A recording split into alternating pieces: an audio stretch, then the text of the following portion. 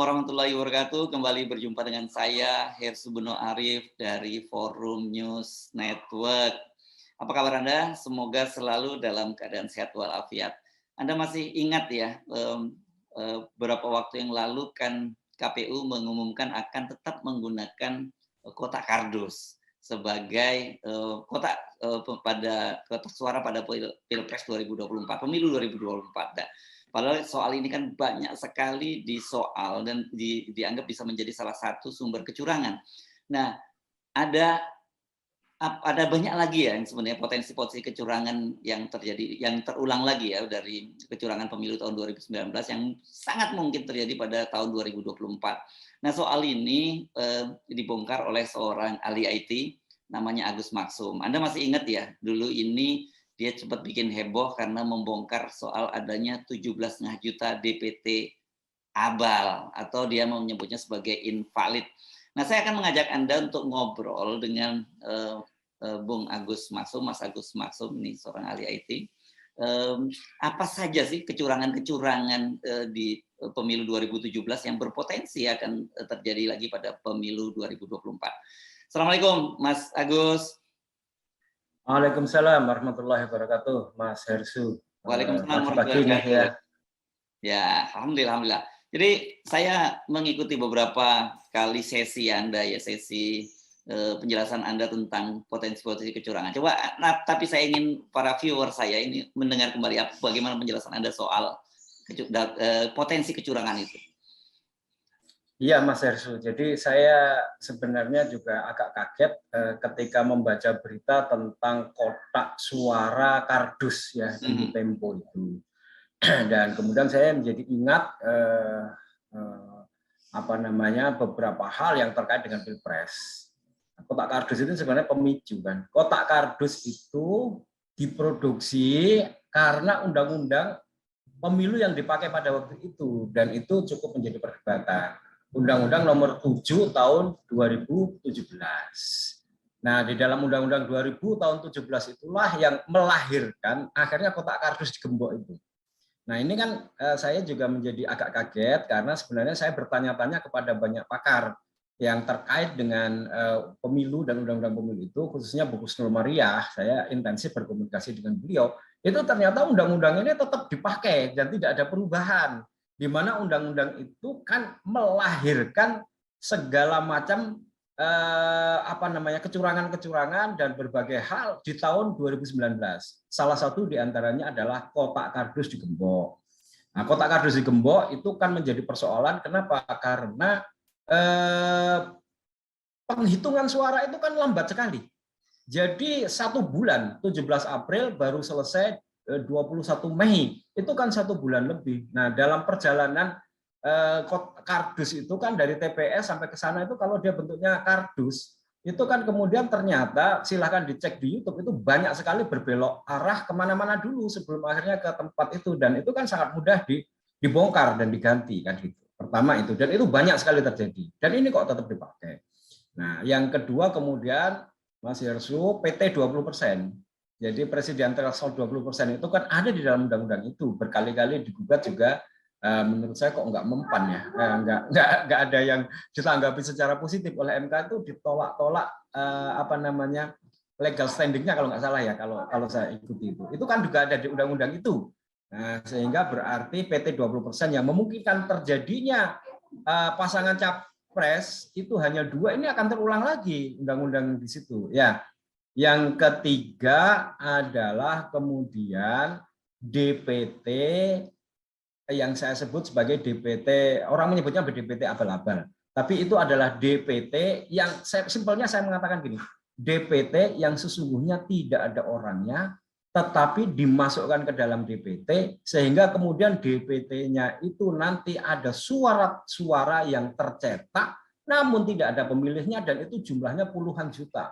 Dan itulah nanti surat suara yang akhirnya kemudian digunakan oleh pihak-pihak tertentu untuk melakukan kecurangan, gitu. Ya, itu terulang lagi. Daftar pemilih tetap ya. Yes, daftar pemilih tetap. Jadi daftar pemilih tetap ini kan di dalam pemilu dan di dalam Pilpres itu yang akan berubah menjadi suara yang menentukan siapa pemenangnya.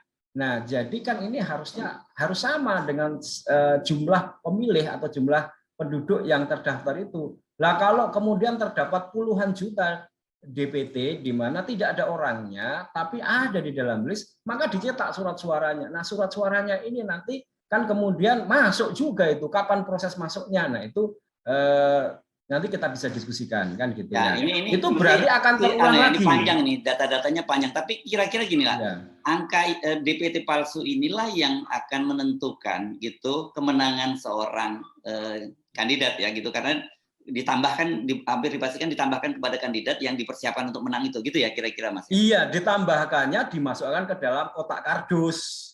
Jadi kotaknya udah disiapkan juga kardus sehingga mudah dibuka. Nah, jadi DPT-nya disiapkan, ada DPT abal-abal puluhan juta, lalu kemudian setelah selesai pilpres atau pemilu, kemudian DPT itu dimanfaatkan pihak-pihak tertentu, lalu diberi peluang untuk bisa membongkar kotak suaranya, karena kotak suaranya cuma kardus. Itu yang terjadi, kan begitu. Dan itu bisa dilihat di dalam YouTube, ada banyak sekali, di dalam kesaksian-kesaksian BMK banyak sekali. Ada banyak sekali lah kalau kita mau cek itu.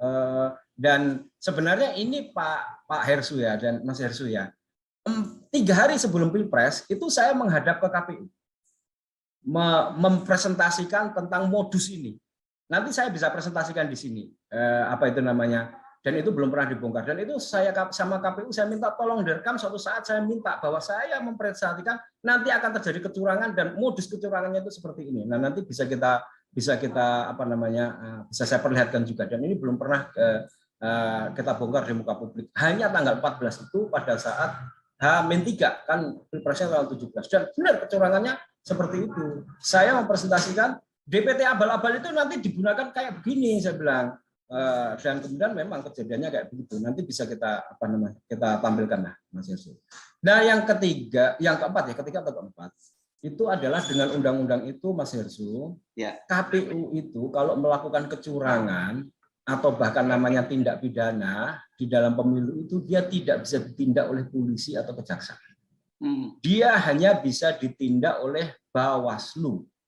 Sehingga kemudian banyak sekali laporan-laporan yang kita lakukan kepada Bawaslu itu tanggapannya cuma simpel aja. Saya melaporkan berbagai banyak hal itu kepada Bawaslu. Ketika kemudian menjelang hari H kok tidak ditanggapi, saya datang, saya tagih, ini bagaimana? Lah kok jawabannya itu cuma simpel. Saya nggak bisa baca datanya, Mas. Loh, kalau nggak bisa baca datanya kok baru sekarang bilang, kan gitu. Maka kemudian saya menganggap ini laporan saya ini tidak ditanggapi, tidak direspon, dan tidak diurus.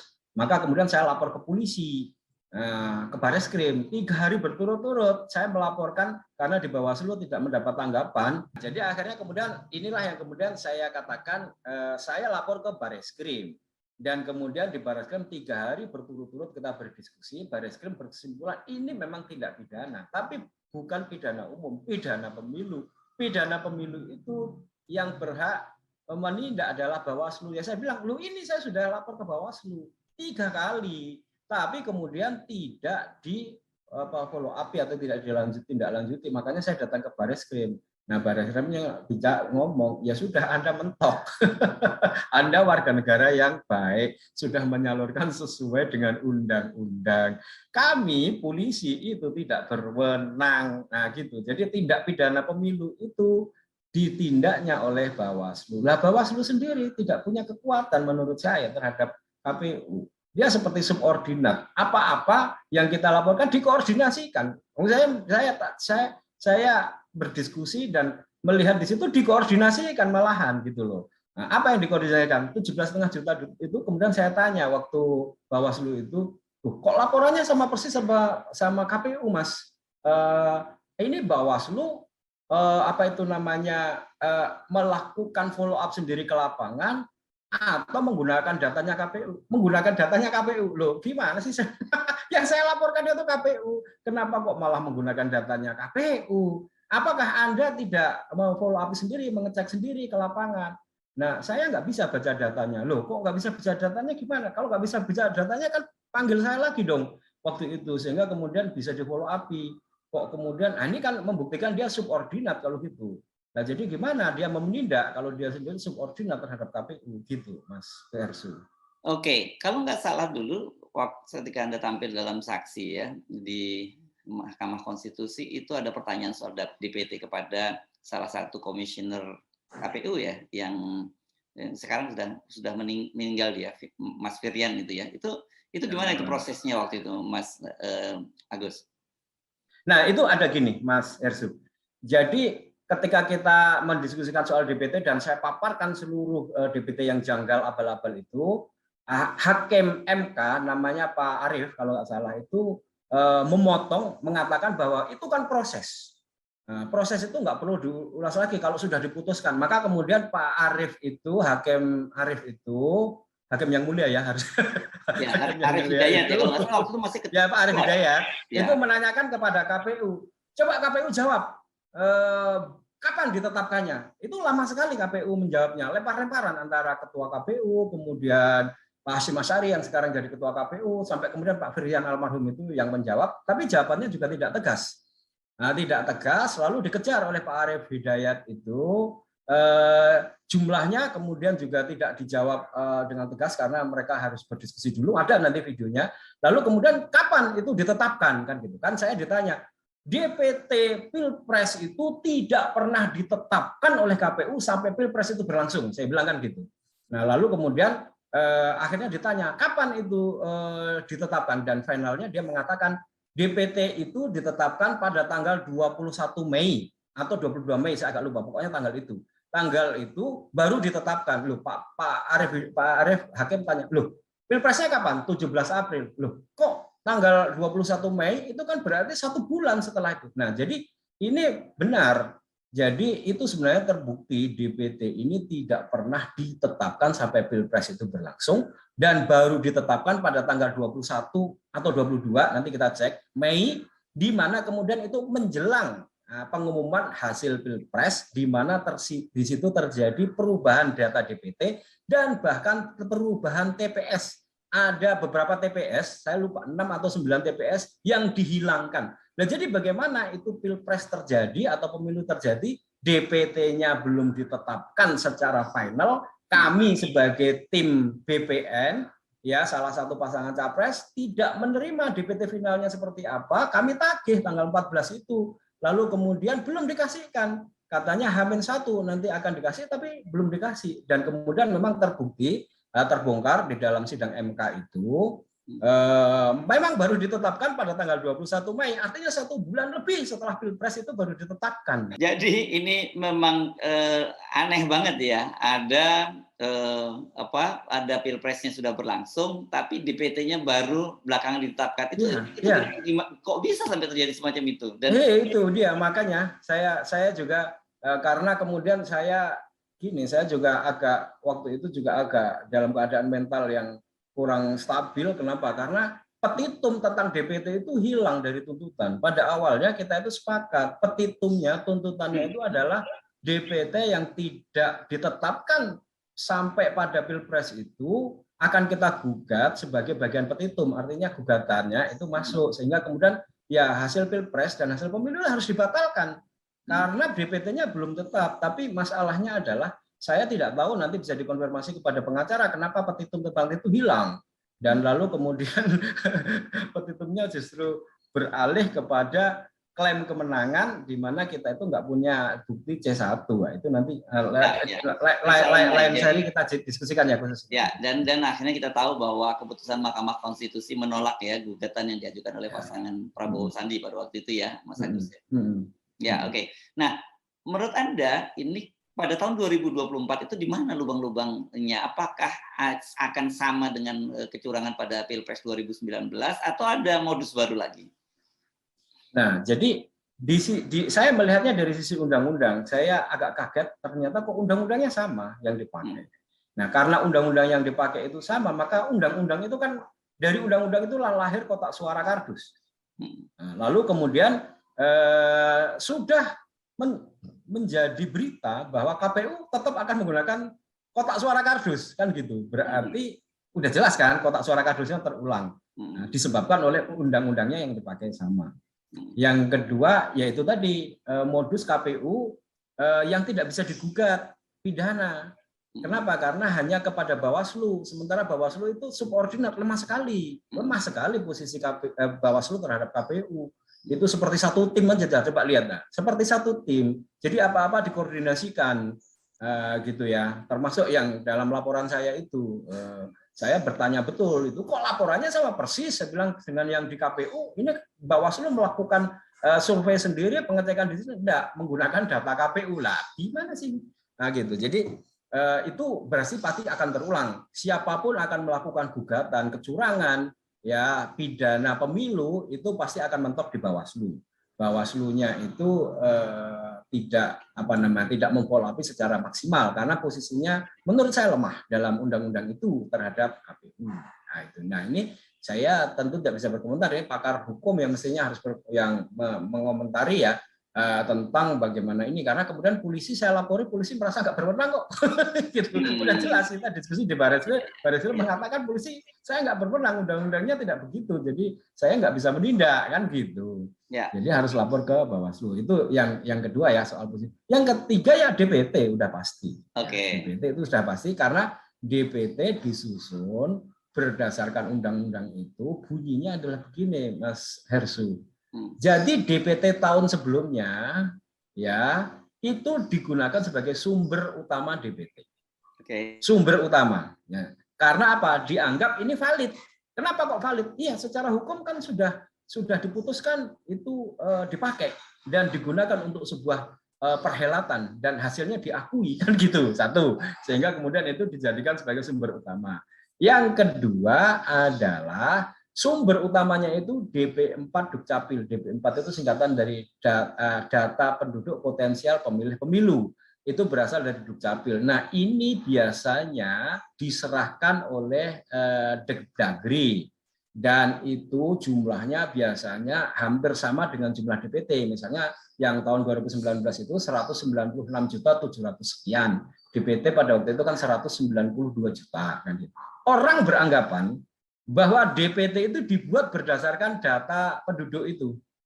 Itu yang kemudian diturunkan ke dalam TPS, lalu kemudian dicoklit melalui pencocokan dan penelitian, dan kemudian dilakukan pemutakhiran data melalui pantarlih atau panitia-panitia yang akan berkeliling ke rumah-rumah. Pikiran kita seperti itu. Tapi dengan Undang-Undang Nomor 7 Tahun 2017 dengan PKPU-nya, PKPU itu adalah peraturan KPU pembuatan itu, prakteknya nggak begitu, Mas Hersu, dan ini perlu saya sampaikan. Prakteknya yang terjadi adalah begini, Mas Hersu.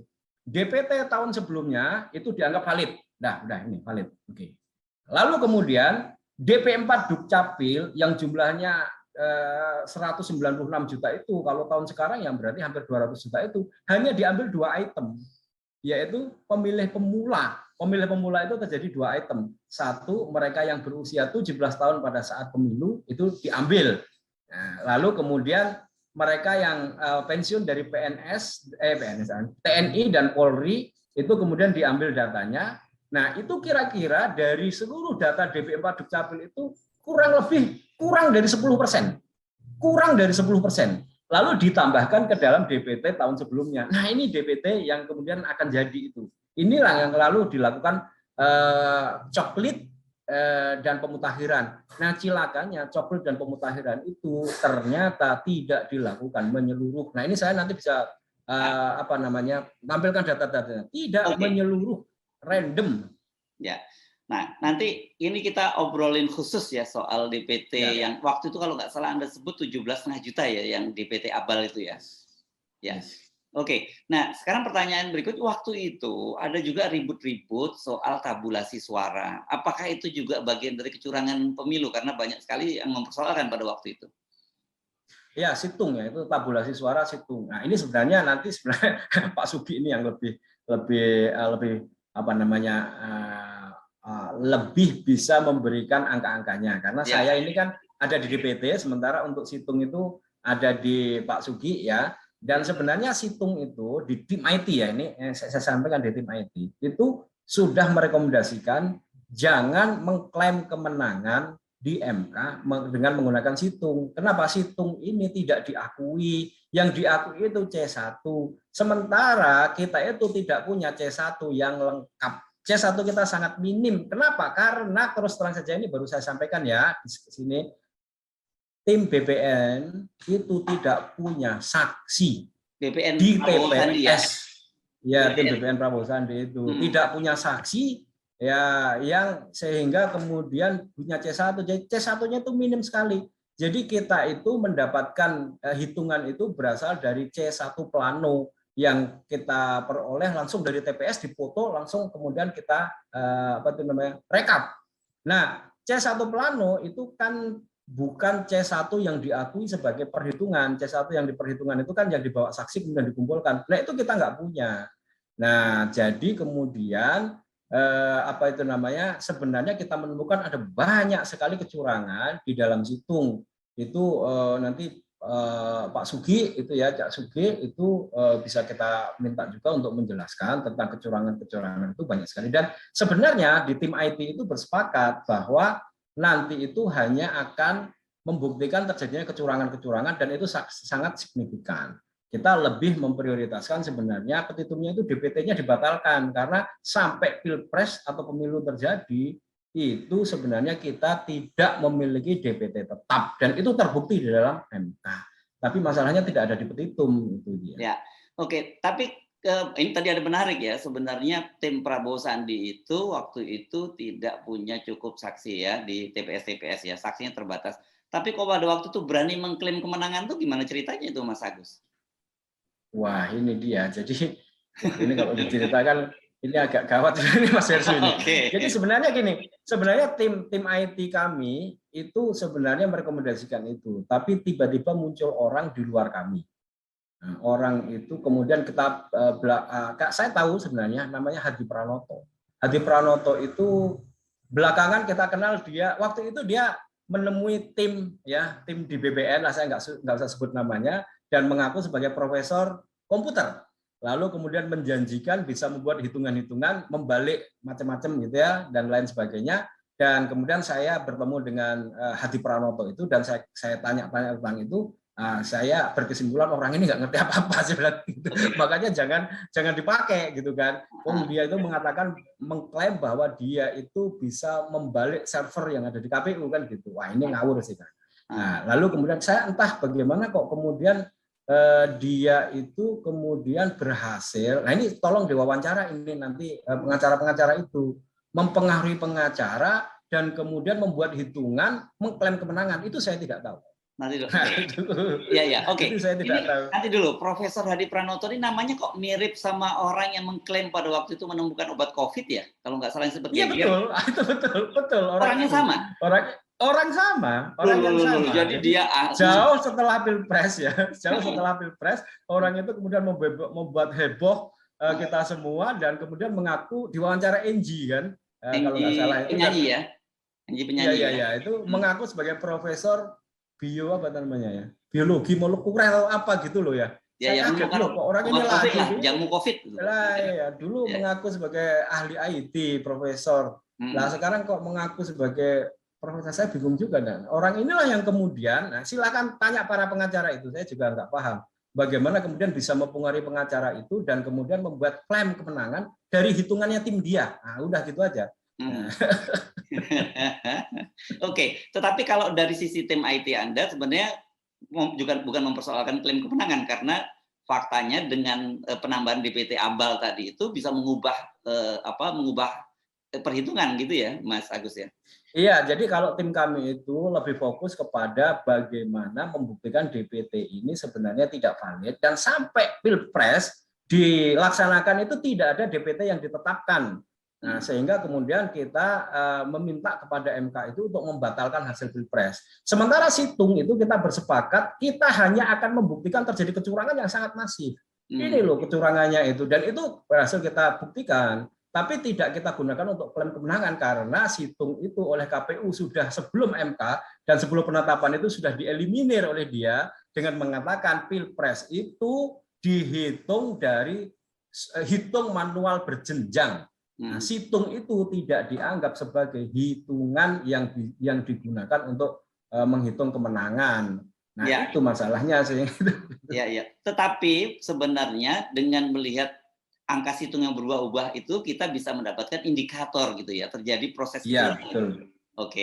Itu yang kita mau buktikan di MK adalah ini loh kecurangannya itu indikasinya sangat kuat kita bisa membuktikan kan gitu. Sehingga kemudian kita lebih banyak oh ya, jadi akhirnya DPT yang banyak abal-abal itu digunakan untuk kecurangan dan kecurangannya sangat masif. Maka kemudian hasilnya itu dibatalkan saja gitu. Ya, oke. Jadi ini sebenarnya kita baru ngomong soal kecurangan, modus kecurangan dari sisi apa ya? Dari sisi legal formalnya gitu ya. Ya, betul. Jadi itu jelas sumbernya itu adalah karena Undang-Undang Pemilu dan itu melahirkan beberapa hal yang kemudian kita sebutkan itu tadi. Ya. Ya, sehingga kemudian kita bisa bilang wah ini sangat besar kemungkinan terjadi terulang karena undang-undangnya sama. Misalnya simpel, PT 20% ada sama kan di undang-undang itu. Kemungkinan di tahun 2024 bahwa terjadi pasangannya hanya 2 mungkin kan terjadi Mas Hersu. Ya. Sama seperti 2019. Nah, kira-kira seperti itulah. Kira-kira seperti itu. Berarti kan itu yang terjadi karena lahir karena undang-undang kan mengatur begitu sehingga kemudian ya begitu terjadinya kan gitu. Ya, ya. Seperti DPT juga, kotak kardus malah sudah terbuka dinyatakan kan gitu. Nah kan tinggal yang lainnya berurutan aja ini PT 20%-nya sudah. Jadi kemudian pasangan capresnya kemungkinan ya cuma 2 itu yang akan berulang. DPT kardusnya berulang. Nah, kotak kardusnya berulang. Berarti DPT di mana kemudian nanti akan ada DPT abal di luar DPT yang ada orangnya ya kemungkinan akan berulang. Nah, kan gitu karena itu menggunakan undang-undang yang sama kan gitu. Nah, ya. Oke, jadi sudah terbayang ini kira-kira. Tapi saya tadi menyebutkan hanya itu berdasarkan undang-undang. Tetapi kita tahu sebenarnya jangan Anda anggap bahwa kecurangan itu hanya terjadi di situ. Di luar itu dalam pelaksanaannya itu juga jauh lebih masif ya, pengerahan aparat dan sebagainya, intimidasi dan sebagainya itu akan banyak terjadi ya Mas. Iya, itu juga. Ya. Itu tapi bukan kompetensi Anda untuk membicarakan soal itu ya. Tetapi kita ingatkan bahwa kenapa juga bolak-balik banyak sekali yang menggugat PT 20% ini karena kita bisa membayangkan tadi seperti Anda sebut bahwa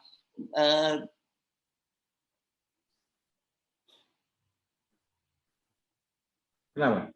Sorry, ini masuk suaranya? Ya. Masuk Pak suaranya ke saya. Ya, karena kita bisa membayangkan bahwa yang terjadi nanti ya 2 orang atau 2 pasang atau kalau sampai mungkin terjadi 3 pasang, tapi 3 pasang itu pun juga pasti akan susah payah gitu. Kita lihat kan sekarang saja udah mulai ada manuver macam-macam gitu ya, Mas Agus ya. Jadi kalau toh 2 pasang itu ada kemungkinan bahwa pasangan yang satunya itu adalah pasangan boneka saja gitu ya. Atau kalau bukan boneka ya nanti pasangan yang siap ngalah seperti sekarang dan kemudian gabung di dalam kabinet gitu kan. Loh, bisa ya kalau satu, malah kalau dua-duanya boneka gimana? Iya. Oh, kalau itu karena kemudian ya, ini calon presiden yang sangat diinginkan rakyat kemudian tidak bisa mencalon, kan kemudian dua-duanya boneka bisa terjadi kan? Iya. Oke. Baik, saya kira ini menarik, sangat menarik perbincangan bersama Mas Agus Maksum. Kita nanti Mas Agus kita akan melanjutkan perbincangan ini dengan soal kita detailkan soal DPT abal 17,5 juta itu tadi ya. Oke, kita mesti ngakhiri perbincangan kita kali ini. Terima kasih Mas Agus Maksum, ahli IT yang waktu pada Pilpres 2019 belum menjadi saksi ahli dari pasangan Prabowo Sandi. Saya Hersubun Arif, mengucapkan terima kasih atas perhatian Anda. Sampai jumpa lagi. Wassalamualaikum warahmatullahi wabarakatuh. Waalaikumsalam warahmatullahi wabarakatuh.